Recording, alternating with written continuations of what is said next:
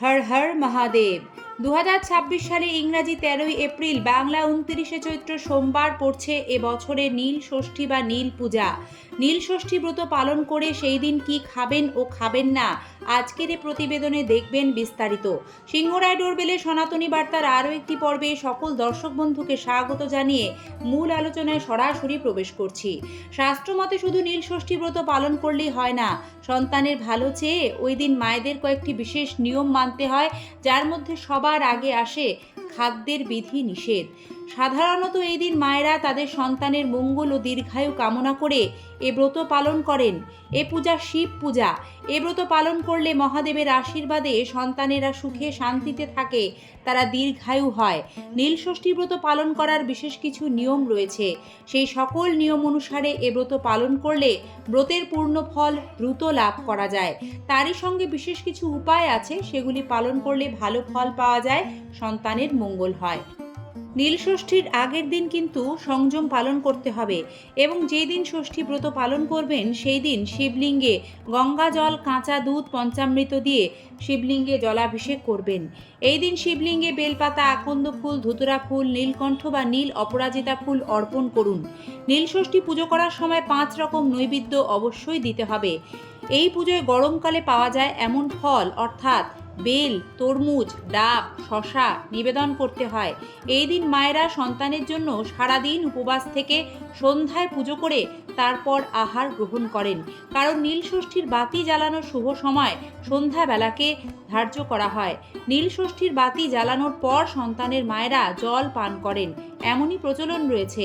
মনে করা হয় এর ফলে ব্রত সম্পূর্ণ হয় এবং সন্তানেরা ভালো থাকে। এই দিন যতটা সম্ভব ঠান্ডা জিনিস খাবেন। এই দিন সন্ধ্যাবেলা শিবের সামনে ঘিয়ে প্রদীপ জ্বালাবেন, অনেকে মোমবাতিও জ্বালিয়ে থাকেন।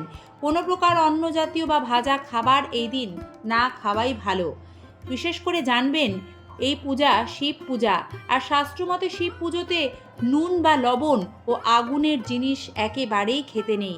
আর সে কারণেই নীল ষষ্ঠী ব্রত উপবাস ভঙ্গ করে ভাত, রুটি এইগুলি ভুলেও খাওয়া চলবে না। অনেকেই নুন ছাড়া ময়দার তৈরি খাবার খেয়ে থাকেন, এটি যার যার ব্যক্তিগত বিষয়। সারাদিন উপোসের পর ঠিক কোন খাবারটি খেলে শরীরে কোনো ক্ষতি হবে না, আসুন সে বিষয়ে সংক্ষেপে জানাই। ফলাহার করুন। উপোস ভাঙার পর তরমুজ, আঙুর, আপেল খান, ডাব খান, এগুলিতে জল থাকে বেশি, হজম হবে তাড়াতাড়ি। তবে লেবু জাতীয় ফল উপোস ভঙ্গ করে সাথে সাথে এড়িয়ে চলুন, কারণ এতে গ্যাস অম্বল হতে পারে। শিব পুজোর উপবাস ভঙ্গ করে সবার প্রথম যে খাবারটির কথা মাথায় আসে তা হলো সাবু কলা মাখা। এটিও নিশ্চিন্তে গ্রহণ করতে পারেন। বাদাম খান, কাঠবাদাম খেলে খিদে অনেকটা নিবারণ হবে। চৈত্র মাসে নীলষষ্ঠীর দিন যথেষ্ট গরম থাকে, আর সেই গরমের হাত থেকে রেহাই পেতে জলের অভাব দূর করতে অবশ্যই এই দিন ব্রতীরা উপবাস ভঙ্গ করে ডাবের জল খান। এতে ইলেকট্রোলাইটস, খনিজ, ভিটামিন থাকায় ক্লান্তি দূর করে শরীরে পুষ্টির যোগান দেবে। লেবু শরবত খেতে পারেন। খেজুর ও দুধ দিয়ে তৈরি স্মুদিও উপোসের পর আপনারা নিশ্চিন্তে গ্রহণ করতে পারেন। এতে শরীর চাঙ্গা হয়ে উঠবে খুব তাড়াতাড়ি। দর্শক বন্ধুরা, আরও কয়েকটি গুরুত্বপূর্ণ বিষয় নীল ষষ্ঠী ব্রত উপবাস পালন করে প্রত্যেক ব্রতীর পালন করতে হয়। এই বিশেষ পূজা উপবাস ব্রত পালন করে কোনো রকম আমিষ আহার কোনোভাবেই মুখে তুলবেন না।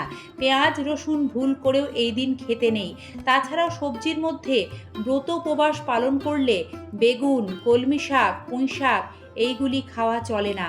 ফলের মধ্যে এই দিন বেল খাবেন না। নীল ষষ্ঠী ব্রত উপবাসের দিন সারাদিন উপবাস থেকে মায়েরা সন্ধ্যায় নীলের বাতি প্রজ্বলন করেন। আর চৈত্র মাসে ভীষণ গরম থাকে, এতটা সময় উপবাস থাকার কারণে বারবার যদি জল পিপাসা পায় আর আপনি ভুলে বারবার জল পান করে ফেলেন, তাহলে ওম নমো নারায়ণায় এই মন্ত্র জপ করে ক্ষমা প্রার্থনা করবেন। আমরা আজকের যে পর্ব, সে পর্বে নীল ষষ্ঠী ব্রত উপবাস পালনের চিরাচরিত আদি রীতি ও নিয়ম সম্পর্কে আপনাদের জানিয়েছি।